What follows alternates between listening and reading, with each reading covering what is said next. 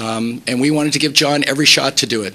We also are not big fans of the lame duck theory. We have jobs to do. Some of us have contracts, some don't. As Brian and Sam proved, many of you 2 years ago were writing off Sam Mitchell, and he became Coach of the Year. So we thought we'd give John the rope to do the changes. We'd monitor him through the year, and now when we've fallen short, we're here today. Mr. Fletcher, is this a sense of deja vu for you in that when you came here in 1991, the team was in serious trouble? It looks like today, credibility-wise and on-ice performance, the team is not in exactly the best of shape. Is it a sense of deja vu for you, and can it be fixed this time?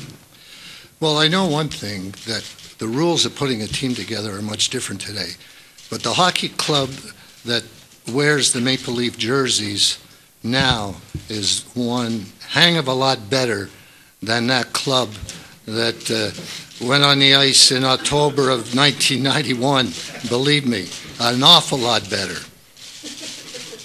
So we got a much better start.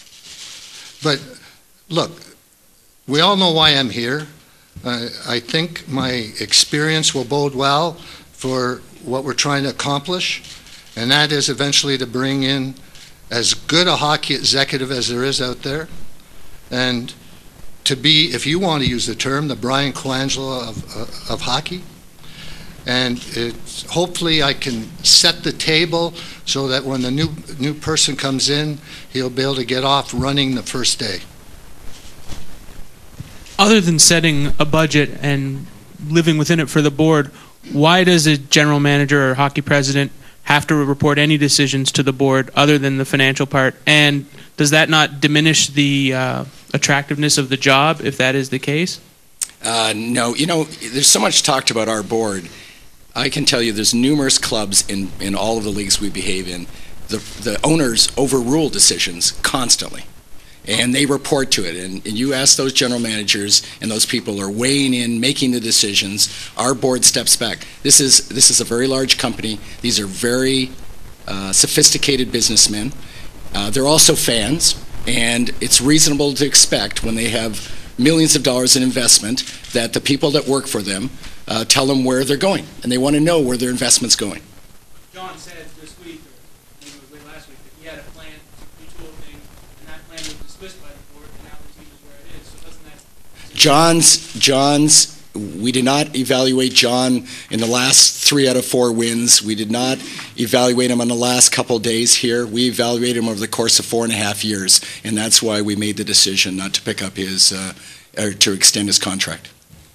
Cliff, you've always been known as the guy that made the big Gilmore trade and Sundin trade, but can you talk a little bit about, and you mentioned this a little bit earlier, but how the dynamics have changed about making a deal going into this trade deadline? It's no longer just a handful of players for a handful of players.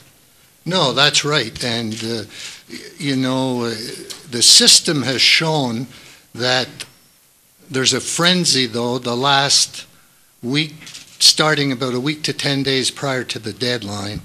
And usually the amount of trades that are consummated depend on some team starting the ball rolling and doing something that 4 other teams are vying for that position, and they want to jump in and try and improve their teams too.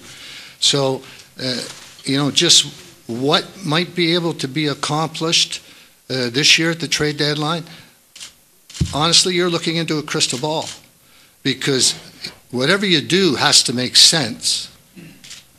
And the goal is to improve the hockey club both for the present and the future. And you have to assess what opportunities you have and how appealing they may or may not be. So we'll find out before the 26th of February. Richard, I don't want to belabor the point about autonomy, but with trade deadlines and things of that nature, some of these things can be very time sensitive. Is one of your managers able then to make a decision, to make a player move, to make a trade, and then report back to the board, or does it have to go to the board first? Over the history of the company, we've done a bit of both. If it's a very large trade like Vince Carter, that the board wanted to hear the thinking on that one. A great deal of the others, if it was a time frame where there were board meetings, he might say, geez, I'm thinking about this. But the next thing they might hear about it is on their BlackBerry, frankly. Richard here in the second row. A lot of the dynamic for this club seems to be the attempt to stay competitive now and rebuild for the future, and that doesn't seem to have worked in this case, and it doesn't seem to have worked over a long term in the National Hockey League. Has this company accepted the fact that it may need to miss the playoffs for a year, 2 years, 3 years, and as part of a targeted rebuilding from the ground up, or is that still not an option for Maple Leaf Sports and Entertainment? We will look to, in the short term, the interim, for Cliff's direction on that. What's the best way to realize our ambitions? And then the next person, whatever our general managers think, we have the appetite to do that. Cliff. What are your views on no-trade contracts? A number of your veteran players that you're inheriting now have long-term deals with no-trade addendums to them. Well, Steve, it seems to be an issue across the board in the league today. I don't have the figures, but there are a substantial number of players, particularly the better players on the respective teams that have that no-trade clause in there to protect their own interest. But I think you'll find that in most cases that all it is basically giving the player a say on where he might be going. And in the end, generally, there can be accommodation. Cliff, you seemed to be in a very enviable position recently, living in a beautiful part of the country, collecting some salary from the Phoenix Coyotes. It would have been a situation where you probably could have just gone off and enjoyed the rest of your life. What attracted you? What brought you back to this situation? Howie, it's a challenge. I feel I still want to be involved, and this is a great situation to become involved, and hopefully to make an impact on getting the club moving the way where we want it to go. And the fact that I'm a lousy golfer not getting any better made the decision easier. Richard, Cliff, will you be bringing anybody with you immediately to run this team? How will the management structure work at this point? Not at this stage. The structure will pretty well stay in place till the balance of the year, and at that time either myself or if the new person is on board by then will be involved in whatever decisions have to be made. Any other questions? Yeah, actually, Richard, there's a perception among Leaf fans that the board of the Leafs is not really committed to the Leafs winning a Stanley Cup. There's an impression among fans that this team is run more for profit than it is for the glory of the team. Can you assure fans that this is a new starting point, a new page for this team? I know that's out there.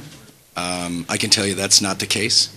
These are business people, but they're fans. They're in our arena every night. They think like fans on occasion and hurt like fans on occasion. So they want to win for that reason. But winning's good business. I mean, if you get through into the Stanley Cup, whether you win or lose, but let's just say you just get to the Stanley Cup, it's probably, can be 12 to 16 home games. Do the math on that, let alone when you go to renew your broadcast deals, your suite deals, your corporate partnerships. Winning is good business. This team wants to win. This organization wants to win because they're fans, and it's good business.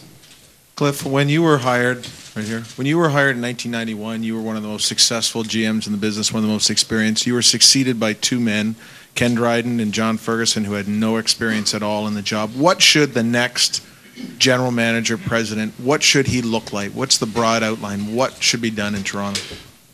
I would hope that there will be someone out there that will be an appealing candidate who has had tremendous success in the NHL, has a track record, and you know that if that person would have any interest in coming here, that you know that the chances of him succeeding are very, very good.